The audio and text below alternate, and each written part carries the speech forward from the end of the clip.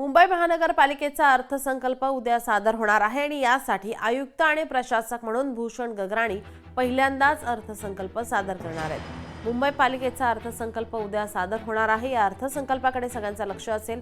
नवीन कर लागण्याची शक्यता आहे। आगामी मुंबई महानगरपालिकेच्या अर्थसंकल्पात पर्यावरण, प्रदूषण आणि पेस्टसाठी ठोस उपाययोजना आखण्याची शक्यता वर्तवण्यात येते।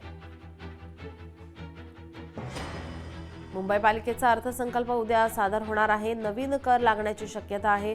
या अर्थसंकल्पाकडे आता सर्वांचं लक्ष असेल। भूषण गगराणी हे अर्थसंकल्प सादर करतील।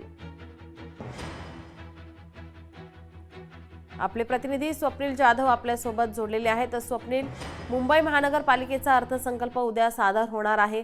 काय अधिकची माहिती, काय मुंबईकरांच्या अपेक्षा आहेत?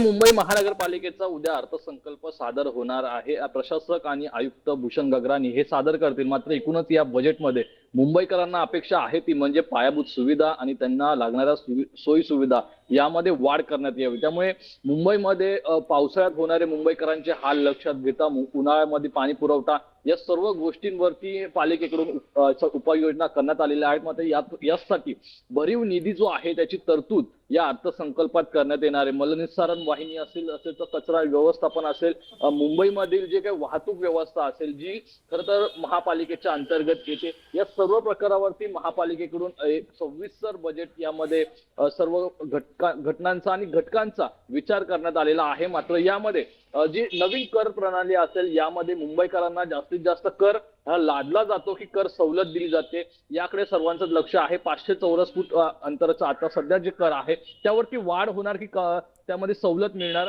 अशी धाकधूक जी आहे ती मुंबईकरांमध्ये लागलेली आहे। नीलम जी, नक्कीच धन्यवाद आपण दिलेल्या या सविस्तर माहितीसाठी।